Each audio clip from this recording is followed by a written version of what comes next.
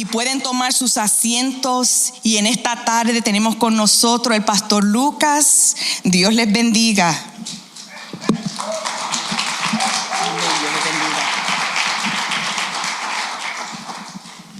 ¿Cómo está la iglesia? La presencia de Dios está en este lugar, ¿no? Creo que no hay nada comparable a la presencia de Dios. Podrías haber visitado los restaurantes o los lugares más hermosos, haber tenido experiencias únicas de cualquier tipo. Pero nada en esta tierra se compara a su presencia. Es algo único, es algo... Yo creo que no podríamos vivir en la presencia de Dios porque nos haría mal, y lo desearíamos nosotros. A veces uno siente que su presencia está haciendo algo y uno dice, me gustaría quedarme acá, ¿no? Pero recibimos su presencia, recibimos su paz. Y particularmente quiero decirte esto: recibí hoy esa presencia de Dios que viene a traerte paz al corazón. A vos que llegaste a este lugar turbado, llegaste con muchas cargas, que la paz que sobrepasa todo entendimiento venga sobre tu vida en este momento. Porque con preocuparte no hay nada que puedas hacer. No vas a cambiar nada. Pero sí vas a cambiar algo cuando descansás en el Señor, cuando confías en Él y tu esperanza está puesta en el único que puede traer una respuesta a tu vida. Así que doy gracias al Señor por poder estar hoy en este lugar, y porque es una bendición también para mí. Es un refresco estar con ustedes como familia. Es una bendición poder hoy compartir el mensaje. Y como siempre lo digo, ¿no? Siempre que Dios nos habla, y tengo esa sensación hoy que el Señor quiere... A veces la palabra puede ser como un francotirador, que es por ahí no es la mejor ilustración, ¿no? Pero está justo en el punto. Hoy creo que el Señor quiere hablarle a varios en diferentes maneras. Es la sensación o el sentir mientras venía para este lugar que el Señor ponía en mi corazón. ¿Está preparado? La palabra de Dios es viva y eficaz y más cortante que toda espada de doble filo. Por eso para mí, como un predicador, una persona que le toca dar un mensaje, es sencillo descansar en la palabra de Dios. Siempre y cuando no pongamos nada de nuestra carnalidad o no queramos llevar las cosas en lo que nosotros sentimos y estemos alineados con el Espíritu Santo, la palabra de Dios sola penetra hasta lo más profundo de tu corazón, donde nadie puede llegar. A ver, hay gente que te habrá aconsejado y te habrá dicho montones de veces, no, tenés que hacer esto, tenés que hacer lo otro, y uno no hace caso. Pero cuando viene la presencia de Dios, cuando viene la palabra de Dios a nuestra vida, penetra hasta lo más profundo. Y de repente vos ves a alguien y decís, ay, voy a hacer esto, pero yo te hablé 10.000 veces y nunca lo hiciste. Pero hoy la palabra del Señor me habló al corazón y lo voy a transformar, porque es la única que tiene esa capacidad de llegar a lo más profundo. ¿Cómo dice la Biblia? ¿Hasta dónde llega? Hasta los tuétanos. Nadie en este lugar puede hacer eso, solo la palabra de Dios. Y el mensaje de hoy que tengo le puse un título y es la tercera respuesta. No va a ser un mensaje convencional porque vamos a ir tratando de desglosar versículo por versículo, pero te quiero hacer una pregunta. ¿Cuántos fueron a un hotel y se encontraron con una Biblia? En Argentina lo llamamos la Biblia de los Gedeones. ¿Sí? La Biblia chiquita que te dejan ahí al lado. No sé si sigue estando todavía esa costumbre. ¿Sigue estando esa costumbre todavía? ¿Usted la lee cuando está ahí? ¿Lee la Biblia? ¿No? ¿Usted lee la Biblia? Estamos en familia. ¿Cuántos leen la Biblia? Y por favor, sea sincero, no, nadie lo va a juzgar acá. Solo tengo un hermano que está anotando su nombre atrás, pero nadie lo va a juzgar. ¿Está listo, hermano? No, es un chiste. Amén, me dice. ¿Cuántos leen la Biblia todos los días? Levante la mano. La Biblia todos. Gracias por aquellos que son sinceros. Bien. ¿Cuánto leen la Biblia cada 2 o 3 días? Perfecto. ¿Una vez por semana? ¿Una vez por mes?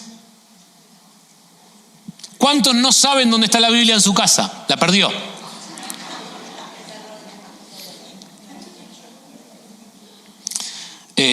No sé si alguna vez escuchó, y no sé por qué estoy yendo para acá, pero es una historia de un joven que la madre le da una Biblia.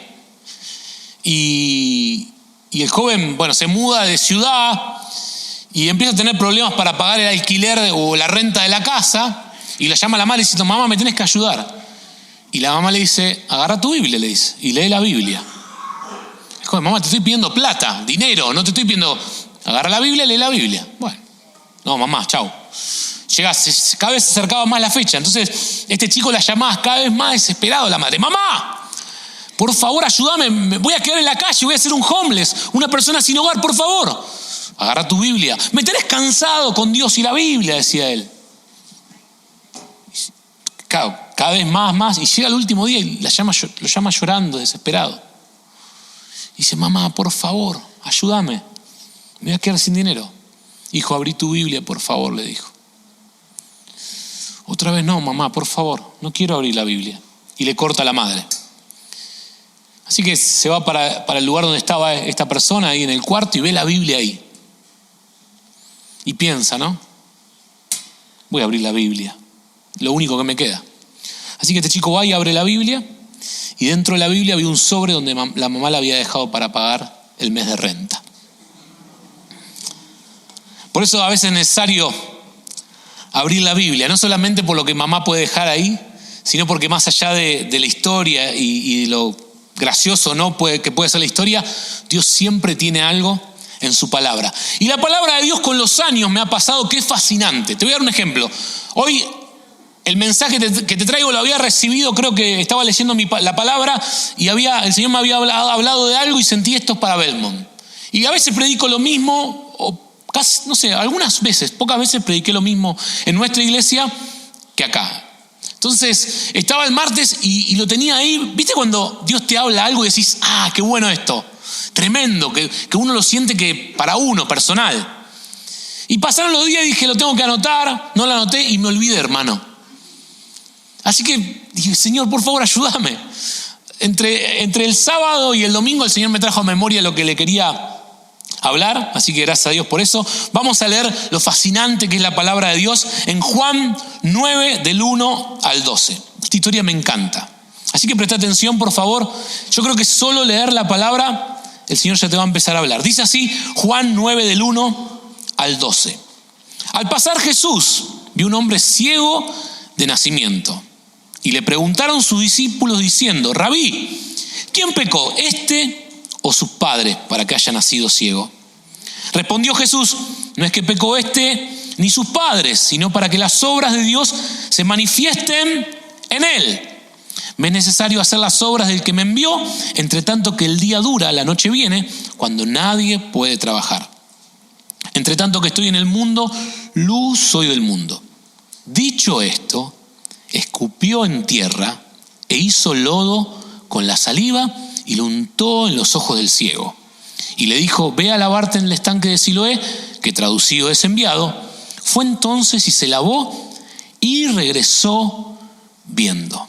Entonces los vecinos y los que antes le habían visto que era ciego decían: no, este es el que se sentaba y mendigaba. Unos decían: él es, y otros: a él se parece. Él decía: yo soy. Y le dijeron: ¿cómo te fueron abiertos los ojos? Respondió él y dijo: aquel hombre que se llama Jesús hizo lodo, me untó los ojos y me dijo: ve a Siloé y lávate. Y fui y me lavé y recibí la vista. Entonces le dijeron: ¿dónde está él? Él dijo: no sé. Claro, ¿por qué no sabe? Porque era ciego y no lo había visto a Jesús. Entonces no sabe cómo se parece físicamente. Lo que quiero hacer en esta tarde es que podamos caminar juntos en este fascinante pasaje, donde, como en todas las historias bíblicas, en toda la palabra de Dios, el Señor siempre quiere dejarnos una enseñanza. Y el primer versículo que vemos, si lo podemos ver, es el primer versículo, que es el Juan 9:1. Dice así, dice que a su paso Jesús vio a un hombre que era ciego de nacimiento. Este primer versículo es muy sencillo, muy corto, pero está hablando de la mirada de Jesús hasta ese ciego. La Biblia no no siempre da este tipo de detalles, pero en este caso el autor del Evangelio de Juan, que es Juan mismo, está dando esto, que dice que Jesús vio a un hombre que era ciego de nacimiento. Y eso nos está poniendo en un contexto. ¿Qué quiere decir esto? Una persona ciega de nacimiento, a diferencia de alguien que quedó ciego por una enfermedad o porque tuvo un accidente o lo que sea, esta persona no conocía los colores. No hubiese podido disfrutar los colores con los cuales hacían hoy las hermanas del Ministerio de Danza. No hubiese podido ver esos colores. No conocía el dorado de un atardecer. No conocía el color del océano, el color de la arena. Las hojas cambiando. Y no solamente eso, que para la época una persona que había nacido ciega estaba recluida.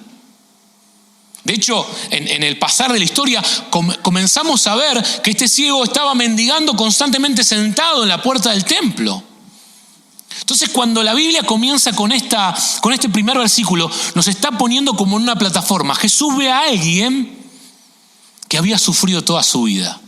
El rechazo, que había sido dejado a un lado, que no formaba parte de la sociedad, que había sido herido, lastimado, que tenía una discapacidad que lo dejaba afuera del juego. Y hoy Jesús te está viendo a vos. Y puede ser que vos no seas ciego de nacimiento, pero puede ser que haya otras cosas en tu vida. Y Jesús, cuando te mira con toda esa carga que traes. A Él no se le pasa por alto. Y la Biblia se encarga precisamente de dejar que no era solamente ciego, sino que era un ciego de nacimiento. Jesús, para contextualizar la historia, venía de un momento donde los judíos lo querían apedrear, donde lo querían matar. Y Jesús estaba con sus discípulos y lo ve al ciego que pasa por ahí, que estaba ahí.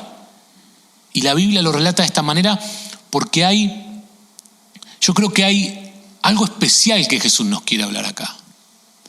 Jesús mira y ve un ciego de nacimiento. Pero Jesús no estaba solo. Jesús estaba con los discípulos. La Biblia comienza con este versículo. Jesús mira y ve a un ciego de nacimiento. Por favor, ahí donde estás, cerrá tus ojos. Cerrá tus ojos. No voy a hacer nada extraño, queda tranquilo. Cerrá tus ojos por 10 segundos. Poné tus manos adelante. Extendé tus manos hacia adelante y movelas por un momento. Movelas, ¿así? Perfecto. Muchas gracias. Esta es una pequeña muestra de lo que constantemente este ciego de nacimiento iba haciendo. Esta persona no veía absolutamente nada, entonces iba buscando. Seguramente lo llevaban hasta un lugar y esta es la parte donde siempre me siento. Y ahí se sentaba. Jesús estaba mirando a este hombre que la sociedad había dejado a un lado. Y los discípulos también. Y los discípulos, en vez de ver un ciego de nacimiento, le hacen esta pregunta a Jesús. Porque los discípulos estaban siendo discípulos de Jesús y le dicen rabí, maestro, intentando cumplir con su rol de discípulo. Y haciéndole una de esas preguntas importantes. ¿Quién pecó? ¿Este o sus padres? En ese momento, para los judíos, si había alguien que tenía alguna discapacidad o era un ciego de nacimiento como este, estaba la creencia de que alguien había pecado. Entonces los discípulos ven esto y queriendo como hacerle una pregunta a su maestro, una pregunta importante, le dicen, maestro, y le dan una opción A, o la primera opción y la segunda opción. O pudo haber pecado sus padres, o pudo haber pecado él desde el vientre de su madre, que ahí donde esta idea se cae, ¿no? Porque sabíamos que no es una idea correcta. Pero Jesús no corrige esa idea. Como te puse el título de este mensaje, le da una tercera respuesta que ellos no estaban esperando. Y los mira a los discípulos que no tenían empatía, que lo único que querían era quedar bien con el maestro por hacer una pregunta profunda. Y les dice, no pecó ni este ni sus padres. Es para que Dios sea glorificado. Y acá viene el centro del mensaje que te quiero compartir hoy. Dios puede tomar el dolor más profundo de nuestra vida para convertirlo en nuestro propósito. Donde los discípulos veían pecado, Dios veía propósito. Y te vuelvo a decir esto porque este es el centro del mensaje. Dios puede tomar lo más duro, el mayor desafío que has enfrentado en tu vida, pero en sus manos se convierte en tu propósito. Y este ciego, que ya después de conocer a Jesús no iba a ser ciego, imagino que la Biblia ya no lo relata, pero imagino este ciego entendiendo a aquellos que habían sido rechazados, entendiendo a aquellos que habían sido dejados a un lado, porque él lo había vivido de esa forma. Él había sido un mendigo y había estado en la puerta y había escuchado todo lo que decían de él y había escuchado las conversaciones y cómo él había quedado a un lado, porque ni el nombre se dice de él. Dice el ciego, claro, todos lo conocían así, toda la vida caminando, buscando a dónde apoyarse para encontrar el lugar donde tenía que ir a mendigar. Y ahora se encuentra con Jesús y la Biblia no lo relata, pero yo me quiero imaginar que su vida cambió. Él empezó a entender a aquellos que estaban en necesidad, a aquellos que estaban dolidos, a aquellos que estaban quebrantados, porque él había estado en ese lugar y ahora él podía ver. Y te vuelvo a decir lo mismo, Dios puede tomar el dolor más grande de nuestra vida y cambiarlo a que sea nuestro propósito. Dios no está enfocado en este caso, y quiero decirte algo, en esta idea de quién pecó, su padre. El pecado siempre trae dolor a nuestra vida, pero no siempre el dolor es a causa del pecado. Te lo voy a repetir para que te quede claro. El pecado en nuestra vida siempre trae dolor, pero el dolor en nuestra vida no siempre es a causa del pecado. Como lo vemos en este caso, Dios se quería glorificar en la vida de este ciego. ¿Y qué pasó? Los discípulos querían glorificarse a sí mismos con buenas preguntas y siendo prejuiciosos. Y acá no creo que haya este tipo de personas, por ahí en otras iglesias. Acá no creo.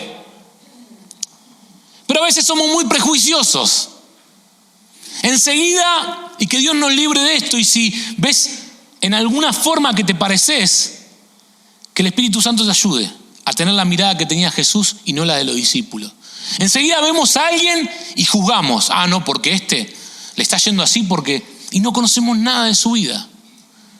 Inmediatamente vemos a alguien o de la manera que se viste o de la manera que anda o está pasando un momento difícil o algo ocurrió en su familia y enseguida lo prejuzgamos sin ningún tipo de freno.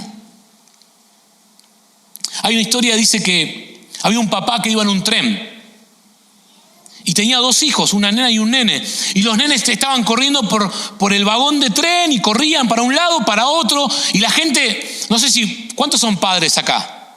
Y tu hijo se portó mal. Y la gente te empieza a mirar, no te dice nada, ¿no? Yo me di cuenta acá en Estados Unidos, la gente es muy políticamente correcta. Es así, ¿no? Entonces te miran, por ahí nadie te va a decir nada, no sé si nadie, pero en Argentina por ahí es mucho más directa la gente, como que no quiero decir que esté bien o esté mal, no estoy diciendo que esté bien o esté mal, pero vienen, si algo les molesta, ¡pum!, te dicen así de una, oh, excuse me, I'm sorry, but it doesn't bother you, I want to choose. Hey, ¿te puedes mover por favor que no veo? Te dicen en Argentina, ¿viste? Como más. Pero estaba este hombre ahí y estaba, no creo que era Argentina porque si no hubiesen tardado menos en abordarlo, pero estaba este hombre ahí sentado y la gente lo miraba como diciendo, haz algo con tus hijos. Este hombre corría para un lado, corría para otro, saltaba, los niños, perdón. Y se le colgaba arriba a una mujer y acá y allá y el otro. Hasta que una mujer se cansó y se puso de pie y le dijo, Señor, lo miró así a los ojos, Señor, ¿no se da cuenta de lo que están haciendo sus hijos acá? ¿Por qué no les pone un freno? ¿Por qué no los educa? Y el hombre que estaba con la mirada baja levanta la mirada, con los ojos llenos de lágrimas, y le dice, perdón, señora, es que mis hijos están viniendo del funeral de su mamá. A veces somos muy rápidos en prejuzgar. A veces somos muy rápidos en dar juicios y nos parecemos a estos discípulos. Un hombre ciego de nacimiento podríamos ser nosotros. Si Jesús te mirara hoy, ¿cómo te miraría? ¿Como alguien que está lisiado del alma, quebrantado del corazón?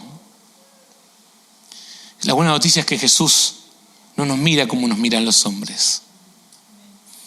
Otros veían pecado, Jesús ve propósito. Y déjame decirte esto a vos. Jesús está viendo propósito en medio de tu dolor. Y la historia sigue y se vuelve cada vez más fascinante. Hasta acá está todo normal. Jesús ve a un ciego de nacimiento, los discípulos le preguntan algo, Jesús sale con una respuesta tremenda, dice: no pecó, Dios se quiere glorificar en él. Hasta ahí va bárbaro para mí, todo va bien. Hasta que Jesús dice: no solamente que Dios se quiere glorificar en él, sino que les voy a dejar todavía una enseñanza más. Y dice: porque yo estoy acá y mientras esté acá tengo que hacer la voluntad del Padre. Y lo que nos está diciendo es: no se preocupen por el error de la gente, hagan lo que tienen que hacer, que es compartir las buenas noticias. Porque a veces ponemos más energía en mostrarle a la gente donde está equivocada que en contarle del amor de Dios. Porque Dios no vino a juzgar el mundo, sino que vino a salvarlo. Entonces Jesús nos está dejando esta enseñanza: muchachos, yo estoy acá para hacer lo que tengo que hacer, y nosotros como iglesia tenemos que hacer lo que tenemos que hacer, compartir las buenas noticias a aquellos que viven en oscuridad. No decirles vivís en oscuridad, sino mostrarle la luz admirable de nuestro Señor. Entonces, hasta ahí todo bien, todo normal para mí como un creyente. Pero Jesús termina de decir esto y escupe. Está en un momento casi santísimo y te imaginas que y Jesús hizo ese ruido de yo como que no tiene mucha coherencia. Por eso digo que la palabra de Dios está fascinante, porque viene re espiritual todo y uno dice wow, y de repente se escucha así, yo digo wow, ¿qué pasó acá? Ahora, yo que jugué al fútbol toda mi vida, en Argentina es muy pasional el fútbol, como ya te conté. Cuando íbamos a una cancha que no éramos locales, sino que éramos visitantes, y a mí que me tocaba patear los corners, los tiros de esquina, tenías todos los fanáticos del otro equipo. Cuando ibas a patear un corner, esto es real, veías a la gente que se amontonaba en la esquina y te empezaban a escupir. Real, hermano. 15, 20 personas. Ni les cuento los insultos que te dicen, son creativos para decirte insultos. Pero todo, y te empezaron a escupir y vos tenías que patear el córner. ¿Lo vio alguna vez esto usted? Yo lo experimenté en carne propia.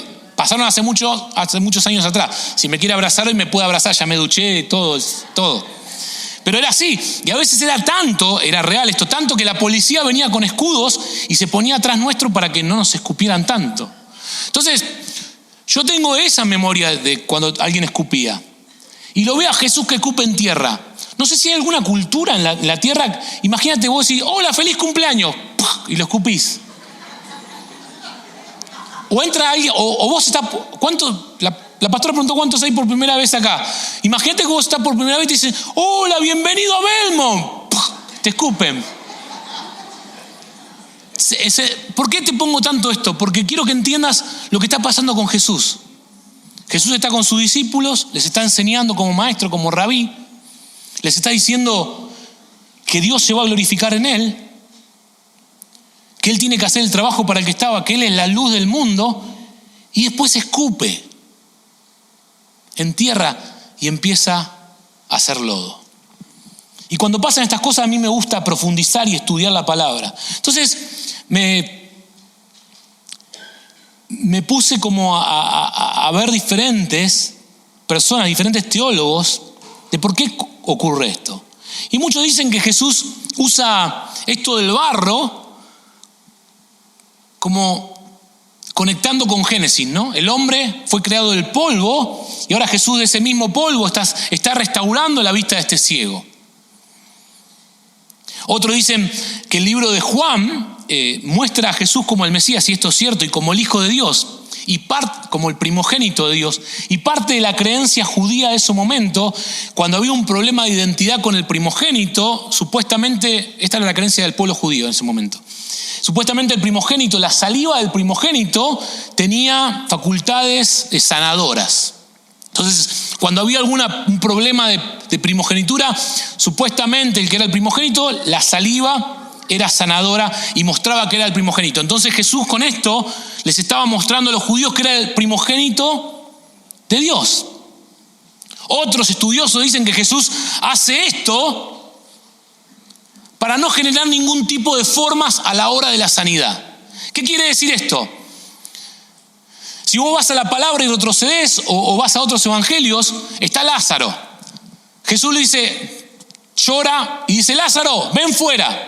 ¿Y qué pasa? Lázaro resucita. Le bajan un muchacho en camilla. Toma tu lecho y anda. Vete, tus pecados te son perdonados. Todos a través de la palabra lo hacía. Yo me pregunto, ¿por qué Jesús no hizo lo mismo? Era más fácil decirle, recibe la vista. Pero había una enseñanza, y hay en su palabra una enseñanza para aquellos que toman el tiempo de detenerse a ver esos pequeños detalles que el Espíritu Santo quiere marcar en nuestro corazón.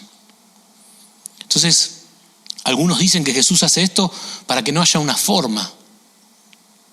Hay otro momento donde Jesús le escupe a uno los ojos.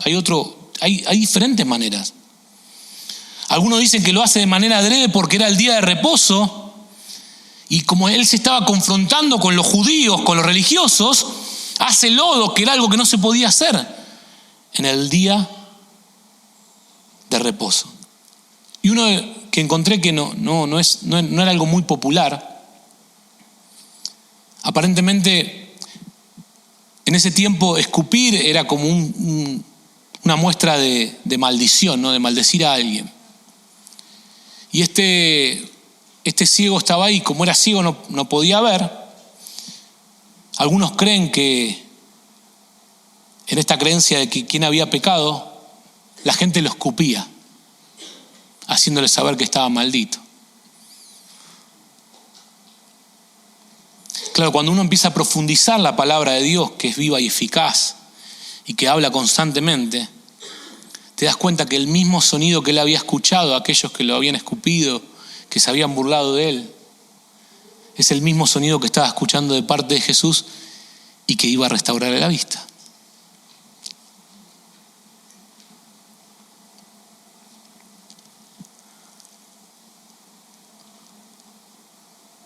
A veces el dolor más grande de nuestra vida,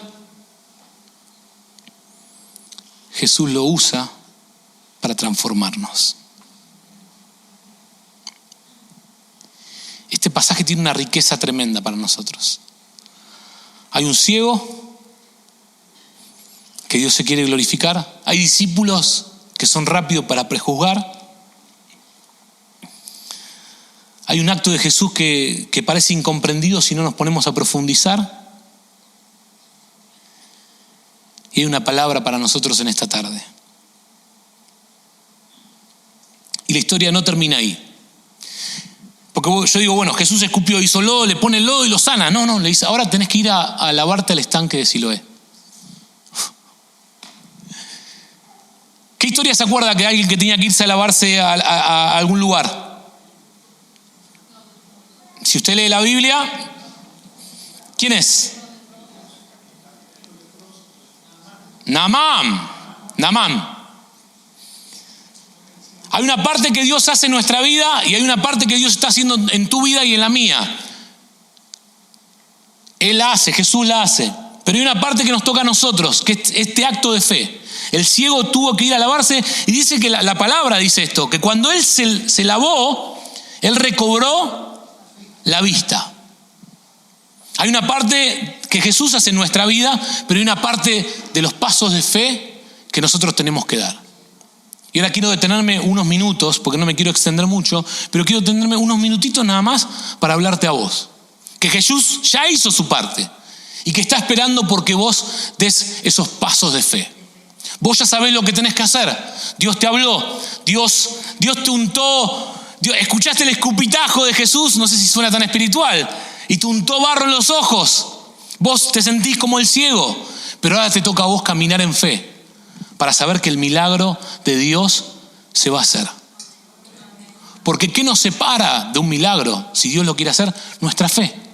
La Biblia relata, y muy cerca de este pasaje también, que hay lugares donde Dios no pudo obrar muchos milagros. ¿Por qué? Por la incredulidad. La incredulidad del pueblo.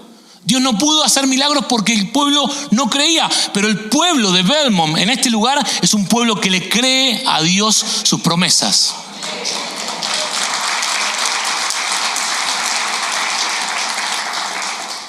Y yo siento en mi corazón que Dios ya hizo cosas en tu vida. Y a veces, como decía antes, ¿no? Venimos a la presencia de Dios y una y otra vez venimos a la presencia de Dios y disfrutamos su presencia y vemos el toque del Maestro y vemos que Dios nos mira con esa mirada como lo miraba al ciego. Veía todo su dolor, veía su rechazo, veía su historia, veía todo lo que él había perdido, pero Dios veía en él la gloria de Dios. Jesús veía en él la gloria de Dios. Jesús veía en él que Dios se quería glorificar a través de la vida del ciego. Y llegamos a este momento de la historia, donde Dios te visitó, donde Dios te restauró, o donde estás en ese proceso porque estás llegando a este lugar por primera vez y decís, yo soy ese ciego que necesita encontrarse con Jesús. Pero ahora te toca a vos, iglesia. Y yo te pregunto, ¿cuál es ese paso de fe que tenés que dar? ¿Cuál es tu estanque de Siloé al que tenés que ir? Y que estás paralizado, tenés miedo de decir, ¿y cómo voy a hacer? Pero Jesús te está hablando nuevamente y te está diciendo, andá a lavarte al estanque de Siloé para recobrar la vista. Para muchos de nosotros no será la vista física, pero sí la espiritual. Porque hoy nuestra mirada está acortada, nuestra mirada está en el problema, nuestra mirada está en el día a día y en las situaciones que estamos afrontando, o en el momento que estamos, o en la enfermedad que estamos atravesando. Y sea lo que estemos atravesando, y estamos muy enfocados ahí. Y Dios te está diciendo, yo necesito y quiero que vos veas más allá. Y de la única manera que puedes ver más allá es obedeciendo mi voz y mi palabra. Este ciego va, se lava, ¿y qué pasa? Ve la gloria de Dios sobre su vida. Dios se quería glorificar en él. Amén, hermano. Imagínense si hoy tenemos a alguien que es ciego en este lugar y oramos y se sana. ¿Qué va a pasar en la iglesia? Va a explotar. Yo he estado en reuniones donde gente que no caminaba, el Señor las hizo caminar. Mi papá hacía campañas siendo un evangelista y hemos visto milagros, montones de parte del Señor. Reales ahí frente a mí, no se lo está contando otra persona, yo lo viví ahí. Gente que las traía en silla de ruedas, gente que era sorda, que no podía escuchar. El Señor, de todos los milagros que usted imagina, el Señor los hizo. Gente que venía en muletas, las tiraba. Yo creo en los milagros. Yo creo en el poder de Dios. Ese mismo poder que resucitó a Jesús entre los muertos mora en nosotros. El problema es que a veces nos acostumbramos a vivir con ciertas cosas y decimos, bueno, y sí, en algunas cosas hay propósito de Dios, y no digo que no, y no todo es igual, pero no debemos dejar de creer que Dios quiere hacer un milagro siempre. Entonces la historia se termina, o casi. Se lava los ojos, ve, vuelve a los vecinos.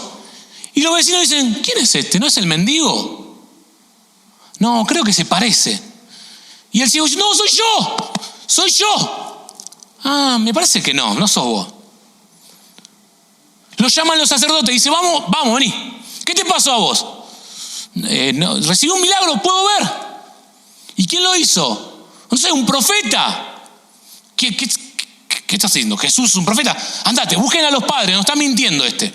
Trae a los padres. Los padres tenían miedo porque los fariseos decían que si alguien reconocía a Jesús como el Mesías, lo iban a expulsar de la sinagoga. Entonces los padres, muy inteligentes, lo llaman y dicen, ¿su hijo era ciego? Sí. ¿Y ahora? Ahora ve. ¿Y qué pasó? No sé. Llaman de vuelta al ciego. Lo llaman de vuelta al ciego. El ciego ya estaba cansado. Dice, ¿qué te pasó a vos? ¿Cuántas veces? Así más o menos se lo dijo en argentino. ¿Cuántas veces le voy a decir lo que tengo que decir? Ya les expliqué, muchacho. Jesús me sanó. ¿O ustedes quieren? Y ahí cuando los fariseos se sacan.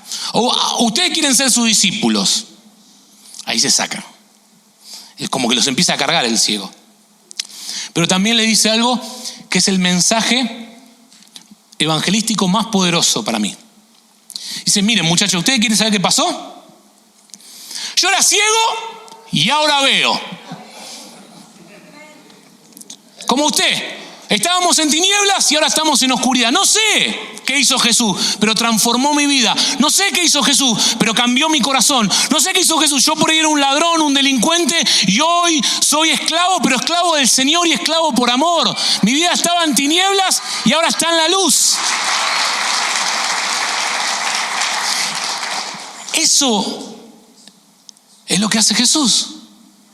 Sencillo el mensaje. Usted dice, pastor, no sé cómo predicar. Predica como este ciego. Yo era ciego y ahora veo. Cuente su testimonio así de cortito, poderoso.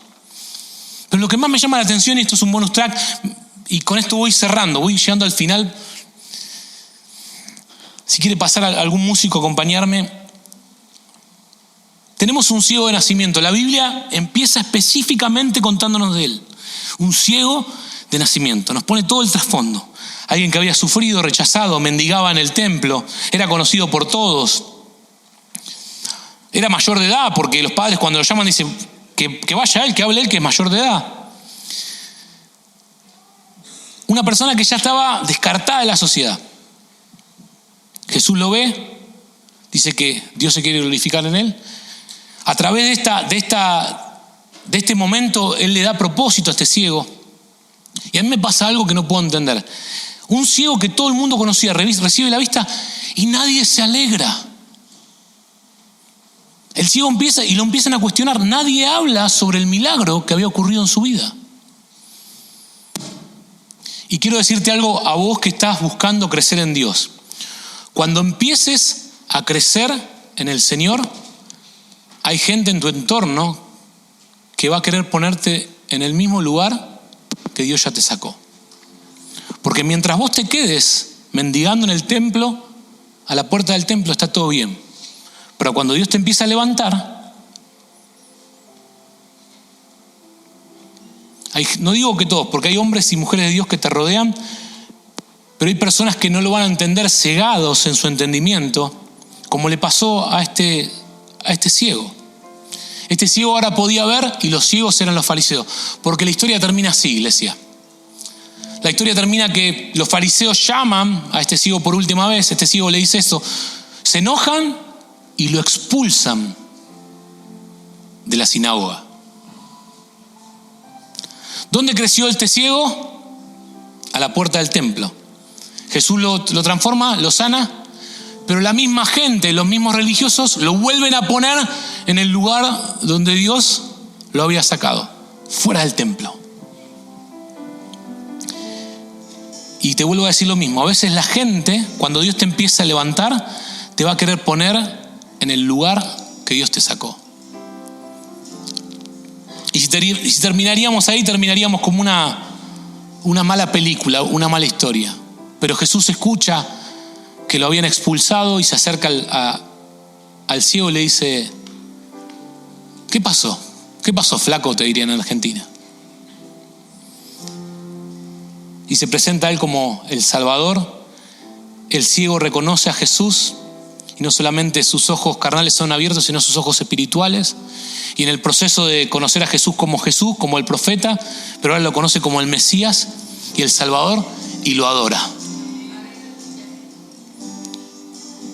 Como te dije al principio del mensaje, el principal mensaje de hoy es que Dios puede tomar tu mayor dolor, aquello que es tu mayor desafío, y convertirlo en tu propósito.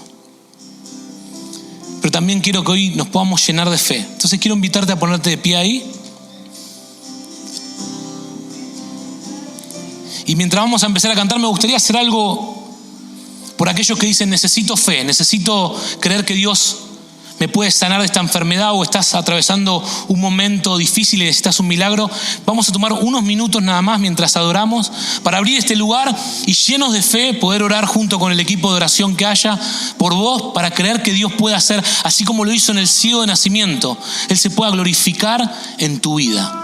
Entonces, mientras comenzamos a adorar y vos decís: yo me siento ese ciego, yo me siento esa persona que ha sido rechazada, que ha sido puesto a un costado, o mismo tenés una afección que decís: yo quiero ver la mano de Dios obrar un milagro en mi vida, un milagro de sanidad, un milagro financiero, lo que sea que necesites. Mientras comenzamos a adorar a Dios, si querés pasar y poder orar juntos, porque siento que Dios se quiere glorificar en medio de cada una de estas situaciones. En el nombre de Jesús lo creemos. Comencemos a adorar a Dios, y si vos querés pasar y podamos hacer una oración por vos y unirnos a esta fe, poder orar juntos.